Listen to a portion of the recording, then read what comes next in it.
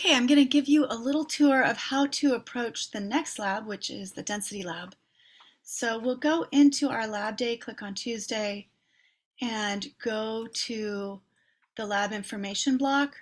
So we have some online instructions, we have some in-person instructions so that you know how to use the data. So you do have to understand the procedure to be able to use the data, and we'll open up the lab manual. Here's the lab manual.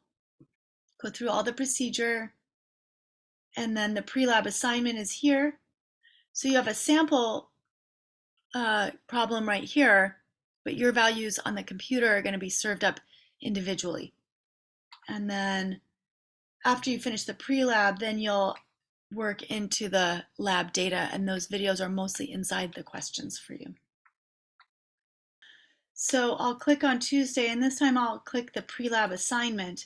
And this has the same questions that your lab manual has. Right, so it's all the same questions, except on this one, you have different values. It's the same question, but you have your own values. And then keep in mind that try to be really specific on these answers. And then add work for your density calculation, please. And then that's the same. Okay, so if you want to figure out where the data is, you'll go into the lab data and post-lab assignment.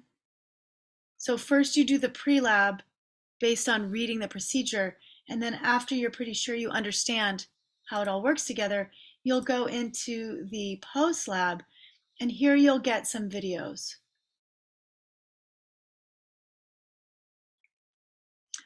In question 1, you'll be given your mass and volume data for these trials, so you'll watch the videos here. You can open them up right inside here, but since you might be reading numbers from the screen, you might also want to pop it out into its own window. But make sure you do trial 1 and enter your answers, and then do trial 2 so you don't mix them up. All right, add work. Make sure you include the average density. So I see your calculation here. And then part B, here's your videos for that. And then this one, again, this one's just inside the question here. And then the last one is the post-lab questions. So if you're you should be using a notebook. And if you are using a notebook, you can look at your data all in one place and make some determinations based on that. All right. Okay. Any questions about how that works?